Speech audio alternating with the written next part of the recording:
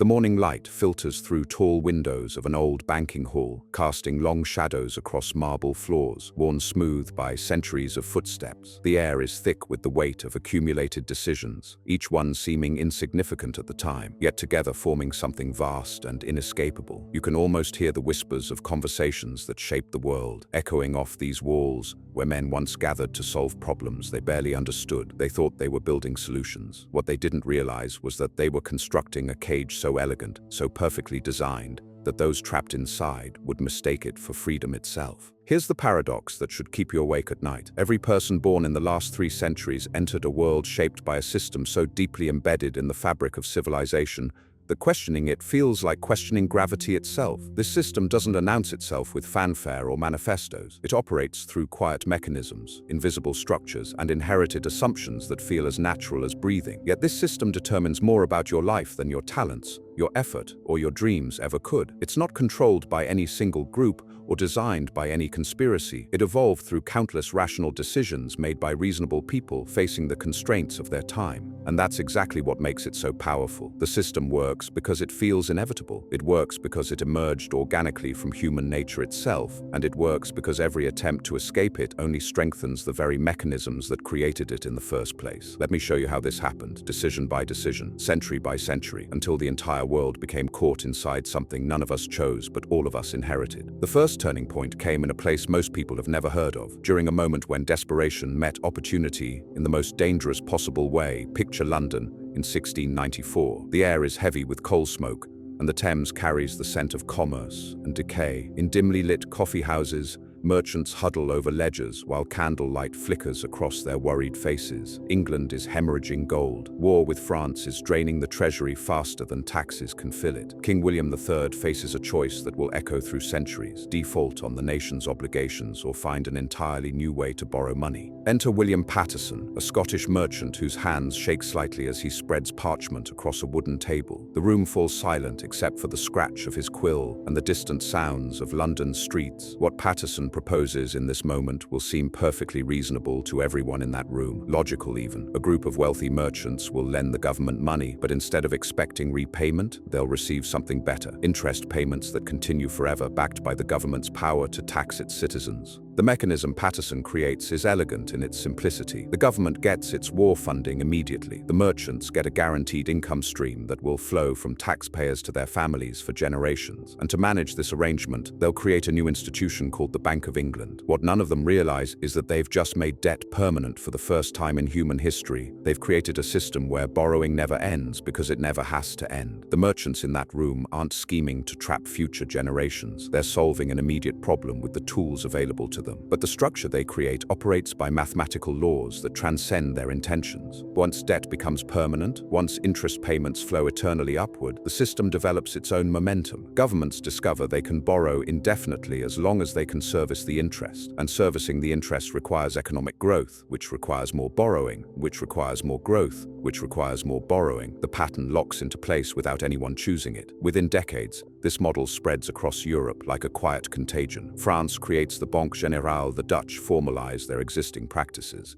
Each nation adopts the system not because they're following a master plan, but because the alternatives no longer work in a world where permanent debt has become the norm. Countries that don't adapt find themselves unable to compete militarily or economically. The system spreads through necessity, not design. By 1750, the structure has evolved beyond recognition. Debt is no longer just an obligation between king and merchant. It's become the foundation of currency itself. Banknotes backed by government promises circulate as money. The more governments borrow, the more money exists. The economy becomes dependent on debt expansion for basic function. What started as a wartime emergency measure has become the invisible architecture of civilization. But this is only the beginning. The system is about to become far more sophisticated. The scene shifts to the early 1800s. Where gaslight flickers across the faces of men gathered in elegant banking houses across Europe. The Napoleonic Wars have created opportunities that exist for mere moments before vanishing forever. Nathan Rothschild, working from his London office, has built something unprecedented, a network that can move money and information across borders faster than any government. His couriers ride through the night,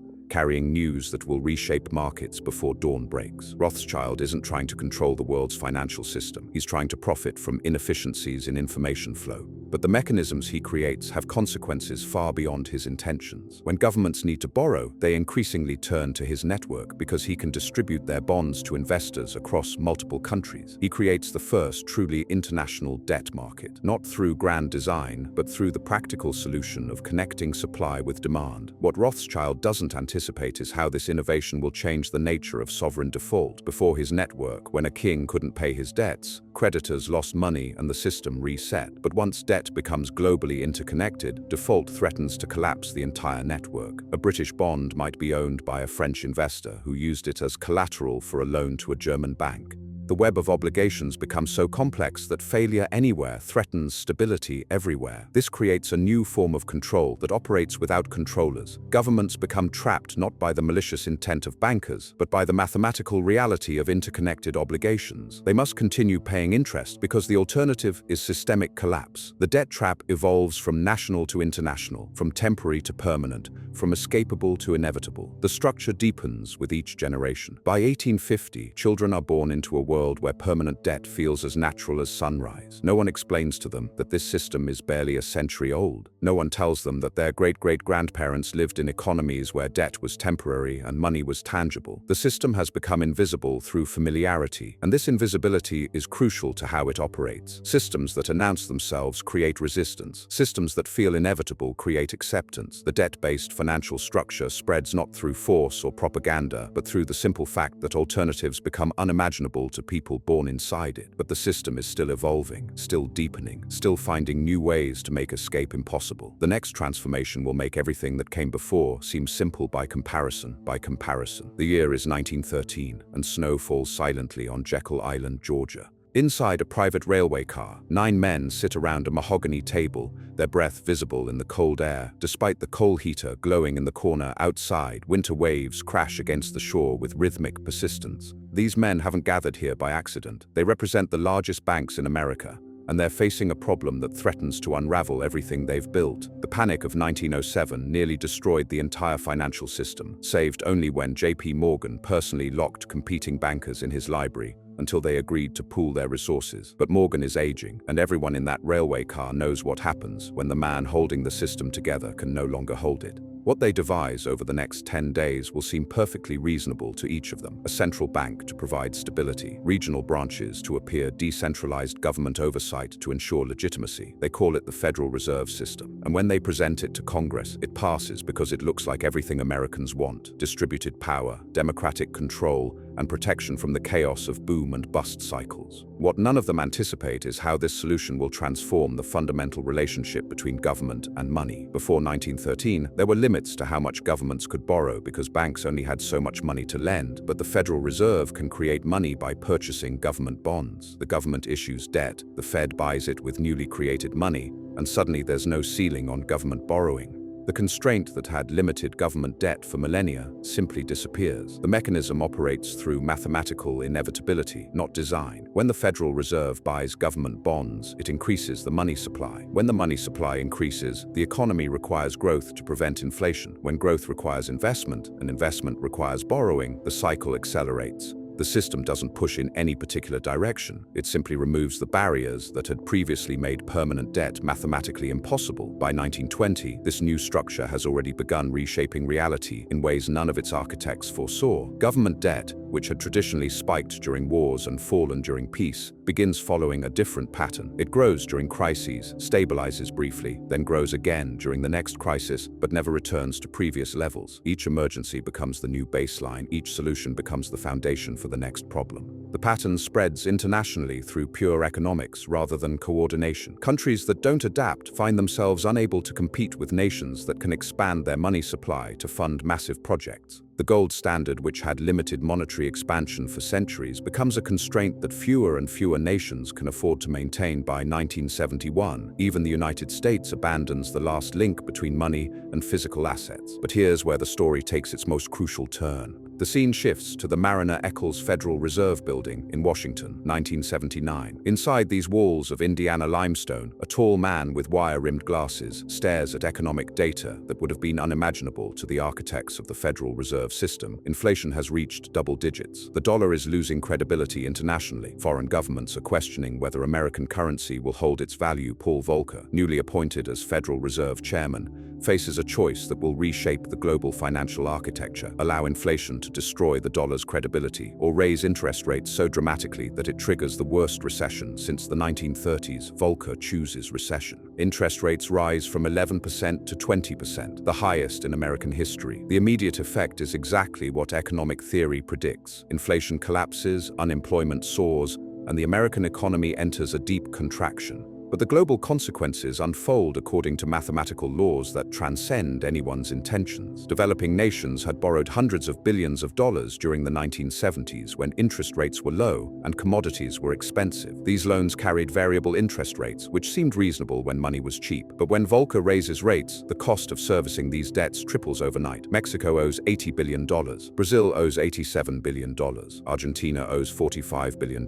The interest payments alone exceed their entire export revenues. In August 1982, Mexico announces it cannot meet its obligations. Default looms, and with it, the collapse of major American banks that had made these loans. Citibank, Chase Manhattan, and Bank of America face potential insolvency. The entire international banking system teeters on the edge of systemic failure. What Volcker doesn't realize is that his solution will create something far more permanent than the crisis it solves. The International Monetary Fund steps in with a new mechanism, structural adjustment loans. Countries can't pay their debts, so instead of defaulting, they receive new loans to service their old ones. But these loans come with conditions that reshape entire economies. Governments must privatize state assets, open markets to foreign investment, cut social spending, and devalue their currencies. The debt doesn't disappear, it multiplies, but it becomes manageable through perpetual restructuring. This pattern repeats across decades with mathematical precision. Greece in 2010, Argentina multiple times, Sri Lanka in 2022. Each crisis follows the same sequence: unsustainable debt, threatened default, international intervention, structural adjustment, and permanent indebtedness. The system has evolved beyond the need for actual repayment. It sustains itself through the management of perpetual obligation. By the turn of the 21st century,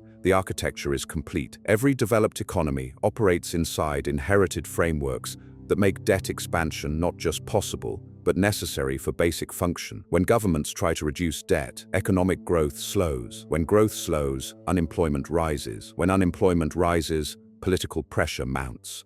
The system doesn't force anyone to make particular decisions. It simply makes alternatives increasingly difficult until they become unthinkable. The pattern reveals itself across centuries with startling consistency. First, a crisis demands immediate solutions. Second, rational people design mechanisms that solve the immediate problem. Third, these mechanisms create new incentives that reshape behavior over time. Fourth, the behavioral changes create new problems that require expanded versions of the original solutions. Fifth, the expanded solutions become institutionalized and feel natural to people born inside them. Sixth, questioning the system becomes as difficult as questioning the laws of physics themselves. You can see this pattern operating everywhere once you know how to look for it. Educational institutions stratify society through meritocratic processes that feel fair, but systematically advantage those born into advantageous circumstances. Housing markets create wealth for existing owners, while making entry increasingly difficult for new participants. Career advancement depends on networks and cultural knowledge that correlate strongly with family background. Each mechanism operates through individual choices that feel free but collectively produce outcomes that feel predetermined.